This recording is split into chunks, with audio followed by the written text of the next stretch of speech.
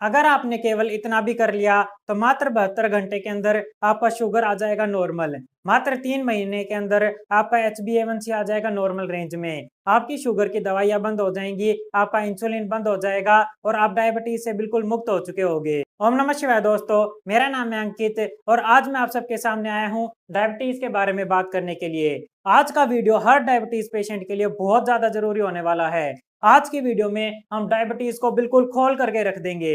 Diabetes का हर प्रकार का ट्रीटमेंट आपको बताएंगे। अगर केवल आप इतना भी कर लोगे, इस वीडियो को आखिर तक देख करके बताए गए ट्रीटमेंट को फॉलो करोगे तो आप डायबिटीज से बिल्कुल फ्री हो जाओगे। आप अपनी डायबिटीज को रिवर्स करके अपनी सारी दवाइयां बंद कर पाओगे। तो चलिए ज्यादा लेट करे बिना आज के वीडियो को शुरू करते हैं।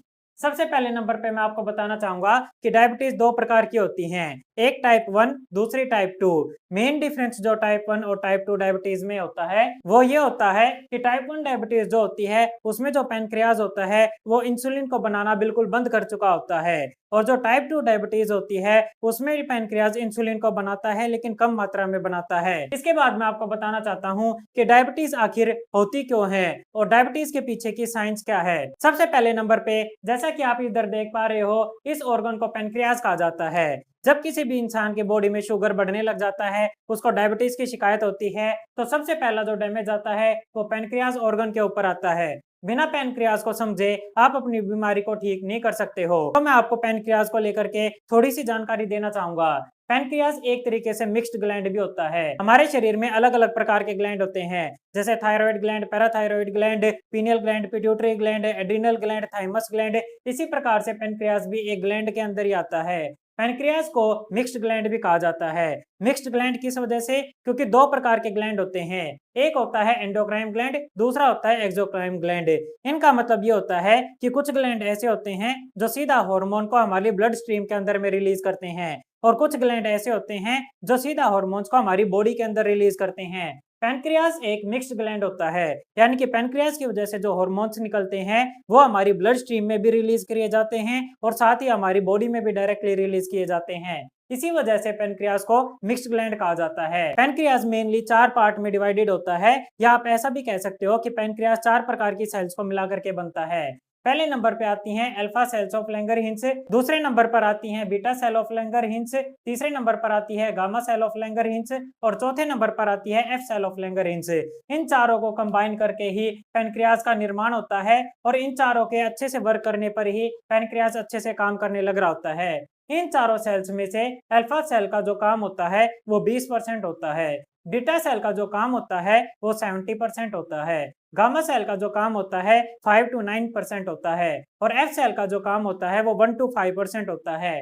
अल्फा, गामा और एफ ये 3 प्रकार की सेल्स मिलकर के पैनक्रियाज के इंसुलिन के वर्किंग में सहायता करती हैं। लेकिन जो मेन वर्क होता है जिसकी वजह से पैनक्रियाज ब्लड स्ट्रीम के अंदर इंसुलिन रिलीज करके हम ब्लड के अंदर में शुगर की मात्रा को कंट्रोल करके रखता है, वो होता है बीटा सेल ऑफ लैंगरहिंस की वजह से। यहाँ पर ही अगर गड़बड़ आ जाती है तब जा करके आपको शरीर में डायबिटीज की शिकायत बनने लग जाती है। लेकिन क्या बीटा सेल ऑफ लैंगरहिंस का काम ना करना इकलौता ऐसा कारण है जिसकी वजह से आपको डायबिटीज जैसी बीमारी हो जाती है? नहीं, बीटा सेल ऑफ लैंगरहिंस इकलौता ऐसा कारण नहीं है जिसकी वजह से आपको डायबिटीज होती है। इसके अलावा भी कई ऐसे कारण देखे गए हैं कि अगर आपका पैनक्रियाज बिल्कुल अच्छे से काम करने लग रहा है, अगर आपके बीटा सेल ऑफ लैंगरहिंस अच्छे से वर्क करने लग रहे हैं, तो भी आपको डायबिटीज हो जाती है, और उन्हीं के बारे में मैं आपको आगे बताने वाला हूँ। पहले मैं आपको एक छोटी सी जानकारी देना चाहता हूँ कि इंसुलिन जो होता है वो इनवर्सली प्रोपोर्शनल होता है ब्लड शुगर से।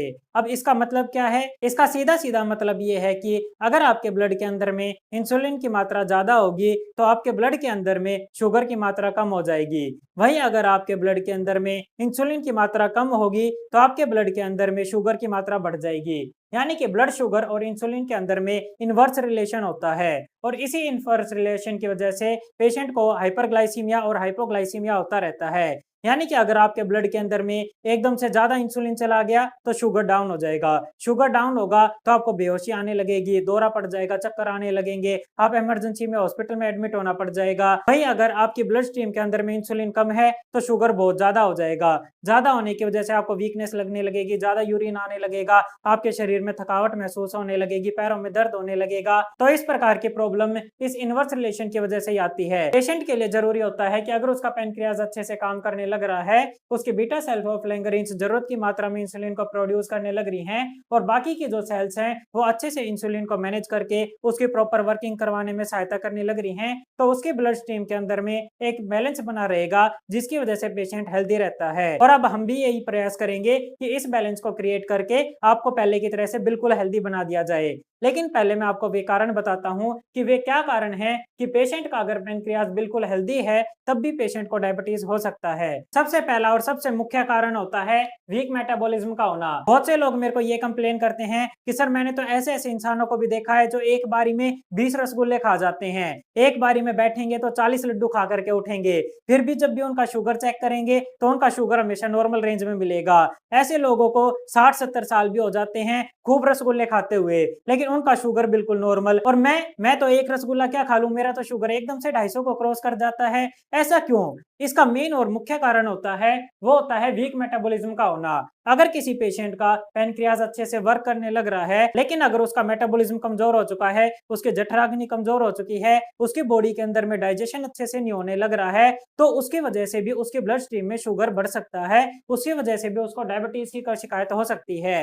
अब ऐसे इंसान का आप कितनी बार भी चेक करवा लो, अगर उसका पैनक्रियाज हेल्दी भी वर्क करने लग रहा होगा लेकिन उसका मेटाबॉलिज्म बहुत ज्यादा कमजोर हो चुका होगा, तो चाहे हम पैनक्रियाज का और उसके डायबिटीज का कितना भी ट्रीटमेंट क्यों ना कर ले, हम उनके डायबिटीज को कभी ठीक नहीं कर पाएंगे, क्योंकि उनको तो कभी पैनक्रियाज की शिकायत थी ही नहीं। उनको जो मेन शिकायत थी वो उनकी मेटाबॉलिज्म की कमजोरी की थी। ऐसे पेशेंट का जैसे ही मेटाबॉलिज्म ठीक करा जाता है, बिना कुछ करे ही बहुत आसान तरीके से उस पेशेंट का डायबिटीज भी कंट्रोल में आ जाता है और बिल्कुल रिवर्स कर जाता है। तो आप समझ चुके होंगे कि कितना जरूरी होता है पेशेंट के लिए मेटाबॉलिज्म कंट्रोल करना। मैं आपको एक ऐसी बात बताने जा रहा हूं जो बात आपको कोई नहीं बताएगा। बहुत से पेशेंट हमारे पास ऐसे आते हैं, वो ये कहते हैं सर हम डीआईपी डाइट फॉलो कर रहे हैं, हम रो डाइट को फॉलो करने लग रहे हैं, फिर भी हमारा डायबिटीज कंट्रोल में नहीं आ रहा है। तो उनकी डायबिटीज कंट्रोल ना आने का मेन कारण जो होता है वो मेटाबॉलिज्म का डिसऑर्डर ही होता है, क्योंकि उन्होंने अपना शुगर तो चेंज कर दिया है। पहले वो अपने शरीर में ग्लूकोज लेने लग रहे थे, लेकिन अब उन्होंने फ्रूट्स और वेजिटेबल्स खा करके अपने शरीर में फ्रक्टोज डालना चालू कर दिया है। तो उन्होंने शुगर की फॉर्म तो चेंज कर दी, लेकिन उन्होंने अपने मेटाबॉलिज्म के ऊपर वर्क नहीं करा, जिसकी वजह से ना तो पहले वो ग्लूकोज को डाइजेस्ट कर पा रहे थे और ना वो फ्रक्टोज को डाइजेस्ट कर पा रहे हैं, और इसी वजह से उनका शुगर बढ़ा रहता है। तो अगर इस प्रकार के पेशेंट अपने मेटाबॉलिज्म को ठीक कर लेते हैं तो उनका शुगर कंट्रोल में आ जाएगा। ये बात ऐसी है जो कि केवल और केवल एक्सपीरियंस से और नॉलेज से पता चल सकती है, और ये बात मैंने आपको बता दी है। अगर आप केवल इस बात को भी समझ जाओगे तो अपनी डायबिटीज को रिवर्स कर पाओगे। अगले नंबर पे मैं आपको कुछ और कारण बताना चाहूंगा जिनकी वजह से पेशेंट में डायबिटीज हो सकती है। अगला और जो दूसरा कारण होता है वो होता है जेनेटिक, यानी कि बहुत से पेशेंट ऐसे भी होते हैं जिनके अगर मदर और फादर को पैनक्रियाज की कमजोरी है, पैनक्रियाज वर्क नहीं कर रहा है, डायबिटीज की शिकायत है, तो जेनेटिकली भी जो बच्चे का पैनक्रियाज होता है वो कमजोर होता है, अच्छे से वर्क नहीं करता है, और जेनेटिकली डैमेज के कारण भी पेशेंट को डायबिटीज की शिकायत हो सकती है। इसके बाद अगले नंबर पे पैनक्रियाज का डैमेज होना भी एक मुख्य कारण होता है, जिसकी वजह से पेशेंट को डायबिटीज हो जाती है। पैनक्रियाज डैमेज किस वजह से होता है? रॉन्ग लाइफस्टाइल की वजह से, एक्सेसिव अमाउंट में शुगर लेने की वजह से, लेस एक्सरसाइज करने की वजह से, बहुत ज्यादा स्ट्रेस लेने की वजह से, और जब शरीर के अंदर टॉक्सिन बढ़ता जाता है तो वो पैनक्रियाज की सेल्स को डैमेज करता जाता है और पेशेंट को डायबिटीज की शिकायत हो जाती है। अगला जो मुख्य कारण होता है जिसकी वजह से पेशेंट को डायबिटीज हो जाता है और जो पकड़ में नहीं आता है वो होता है लीवर का डैमेज होना। अगर बॉडी के अंदर एक्सेस अमाउंट में शुगर चला जाता है तो लीवर उस शुगर को स्टोर करके रखता है, और जब बॉडी को उस शुगर की इमरजेंसी में नीड होती है तब लीवर उस शुगर को धीरे धीरे करके बॉडी के अंदर में और ब्लड स्ट्रीम के अंदर में रिलीज करता है ताकि बॉडी को सेव करा जा सके। वहीं अगर किसी पेशेंट के लीवर के ऊपर बहुत ज्यादा शुगर या बहुत ज्यादा फैट डिपॉजिट हो गया है, जिसकी वजह से लीवर ब्लड स्ट्रीम में बढ़ी हुई शुगर को एब्जॉर्ब नहीं कर पा रहा है और इमरजेंसी में जब बॉडी को नीड होती है तब शुगर की सप्लाई नहीं दे पा रहा है, तो उस केसेस में भी लगातार ब्लड स्ट्रीम के अंदर में शुगर बढ़ा रहने लग जाता है और पेशेंट डायबिटिक पेशेंट बन जाता है। इसके बाद अगला जो मुख्य कारण होता है जिसकी वजह से लीवर के अंदर डैमेज, पैनक्रियाज के अंदर डैमेज होता है, वो होता है लैक ऑफ एक्सरसाइज करना। बॉडी की सेल्स को और हमारे डाइजेस्टिव सिस्टम को खाने को डाइजेस्ट करने के लिए, चाहे ग्लूकोज हो या फ्रक्टोज हो, उसको डाइजेस्ट करने के लिए और उससे एनर्जी क्रिएट करने के लिए ऑक्सीजन की जरूरत होती है। ऑक्सीजन शरीर को भरपूर मात्रा में फिजिकल एक्टिविटी करने से, पेड़ पौधों के पास रहने से, एक्सरसाइज करने से मिलता है। लेकिन अगर कोई इंसान हमेशा लगातार बैठा रहता है, किसी भी प्रकार की फिजिकल एक्टिविटी नहीं करता है, तो उसके शरीर में ऑक्सीजन की मात्रा घटती चली जाती है, उसके शरीर में फूड का डाइजेशन और एनर्जी की सप्लाई अच्छे से नहीं हो पाती है, उसका मेटाबॉलिज्म कमजोर होता चला जाता है और इन कारणों की वजह से भी उस पेशेंट का पैनक्रियाज और लीवर डैमेज हो जाता है, जिसकी वजह से उसको डायबिटीज की शिकायत हो जाती है। अगर किसी इंसान को डायबिटीज हो गई है या फिर होने वाली है तो उस इंसान के शरीर में थकान रहने लग जाती है, उस इंसान के यूरिन से ग्लूकोज लीक होने लग जाता है, यानी कि वो इंसान जब भी यूरिन पास करेगा तो उसके यूरिन के ऊपर चींटियां आने लगेंगी, उस इंसान को बार बार और एक्सेसिव यूरिनेशन होने लगेगा, यानी कि पानी पीते ही थोड़ी देर में उसको बार बार यूरिन करने के लिए जाना पड़ेगा, उसको थकान, चक्कर आना, वीकनेस, कमजोरी, इस प्रकार के सिम्टम्स रहने लगेंगे। बार बार हर 1 या 2 घंटे में पेशेंट को भूख लगने लगेगी, उसको अगर किसी भी प्रकार की हल्की भी चोट लग जाएगी तो वो जल्दी से ठीक नहीं होगी। इस प्रकार के सिम्टम्स डायबिटीज केस में देखे जा सकते हैं। इसके बाद अगले नंबर पे आप ये जानना चाहोगे कि हमें कैसे पता चलेगा कि हमें डायबिटीज है या नहीं। डायबिटीज है या नहीं, इसके लिए आप 2 प्रकार के सिंपल टेस्ट करवा सकते हो। पहले नंबर पे तो अगर आपको इस प्रकार के सिम्टम्स आ रहे हैं तो आप थोड़ा सतर्क होकर के चल सकते हो। दूसरे नंबर पे अगर आपका फास्टिंग शुगर 60 से 80 के बीच में रहता है तो इसका मतलब ये है कि आपको शुगर की शिकायत नहीं है। अगर आपका फास्टिंग शुगर इसको क्रॉस कर रहा है तो आप प्री डायबिटिक या डायबिटिक पेशेंट हो सकते हो। अगर आपका आफ्टर मील शुगर 120 टू 140 के बीच में रहने लग रहा है तो भी इसका मतलब ये होगा कि आपको डायबिटीज की शिकायत नहीं है। लेकिन अगर इसको क्रॉस करके आपका शुगर बढ़ा हुआ रहने लग रहा है तो भी आपको डायबिटीज की शिकायत हो सकती है।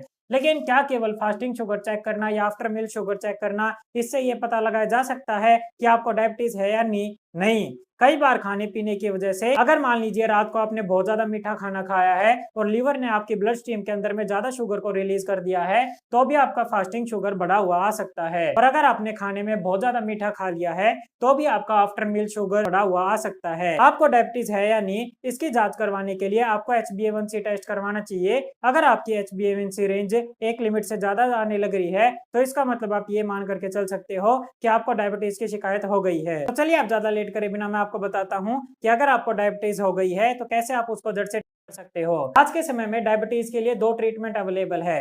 एक को मैं कहूंगा फेक ट्रीटमेंट और दूसरे को मैं कहूंगा रियल ट्रीटमेंट। ऐसा इस वजह से क्योंकि जो फेक ट्रीटमेंट है वो आपकी डायबिटीज को ठीक करने पर, उसको रिवर्स करने के ऊपर काम नहीं करता है, बल्कि वो आपकी डायबिटीज को लाइफ टाइम के लिए मैनेज करने के ऊपर काम करता है। अगर आप इस प्रकार का फेक ट्रीटमेंट लेते हो और अपनी डायबिटीज को केवल मैनेज कर करके चलते हो, यानी कि ग्लूकोमीटर की सहायता से आप ये देखोगे कि आपकी ब्लड स्ट्रीम के अंदर तो आपका जो शुगर होगा वो नॉर्मल रेंज में रहने लग रहा होगा, लेकिन वो शुगर आपकी ब्लड स्ट्रीम में तो नॉर्मल रेंज में है लेकिन वो बॉडी में कहीं ना कहीं और जाकर के डिपॉजिट होने लग रहा होगा। अगर वो आपके लीवर में डिपॉजिट हो रहा होगा तो आपको फैटी लीवर और लीवर सिरोसिस बना देगा। अगर वो आपकी किडनी में डिपॉजिट होने लग रहा होगा तो आपकी किडनी फेलियर का कारण बन जाएगा। इस प्रकार से फेक ट्रीटमेंट की वजह से आपका ब्लड स्ट्रीम में तो शुगर नॉर्मल दिखता है लेकिन वो कहीं और जाकर के डिपॉजिट होकर के ऑर्गन को फेल करने लग रहा होता है।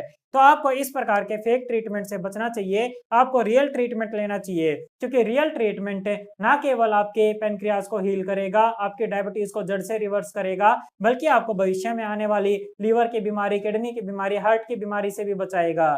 रियल ट्रीटमेंट किस प्रकार से लिया जाता है मैं आपको बताता हूँ। सबसे पहले नंबर पे तो आपको अपनी लाइफस्टाइल चेंज करनी होगी। आपको अपने रोटी सब्जी चेंज करके रॉ डाइट के ऊपर आना होगा, यानी कि आपको अपनी डाइट के अंदर में फ्रूट्स एंड वेजिटेबल्स की क्वांटिटी को बढ़ा देना होगा।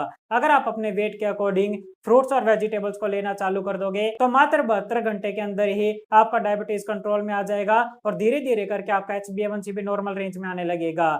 आपको फ्रूट्स और वेजिटेबल कितनी मात्रा में लेने हैं? मान लीजिए आपका वेट 60 kg है, तो अगर आपका वेट 60 kg है तो फ्रूट्स की संख्या रहेगी 60 इंटू 10, यानी कि 600 ग्राम 3 से 4 प्रकार के फल आपको मॉर्निंग में ब्रेकफास्ट में लेने होंगे। आफ्टरनून में आपको 60 इंटू 5 300 के ग्राम सैलेड लेनी होगी और इवनिंग में भी आपको 60 इंटू 5 300 ग्राम के करीब सैलेड लेनी होगी। अगर इतनी मात्रा में आप अपनी डाइट के अंदर में फ्रूट्स और वेजिटेबल को ऐड कर दोगे तो आपको मिरेक्युलस रिजल्ट देखने को मिलेंगे। इतनी मात्रा में फ्रूट्स और वेजिटेबल्स के लेने के बाद प्लेट 2 में अगर आप चाहो तो घर का खाना, स्प्राउट्स या फिर आप अपनी पसंद का खाना खा सकते हो। इसके बाद सेकंड नंबर पे आपको स्ट्रेस से दूर होना होगा।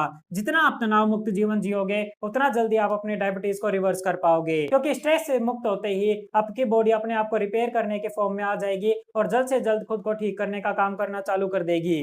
तीसरे नंबर पे आपको थोड़ी सी मात्रा में फिजिकल एक्सरसाइज चालू करनी होगी। आप अपने दिमाग से ये बात निकाल दीजिए कि एक चेयर पर बैठे बैठे आप अपनी बीमारी को ठीक कर सकते हो।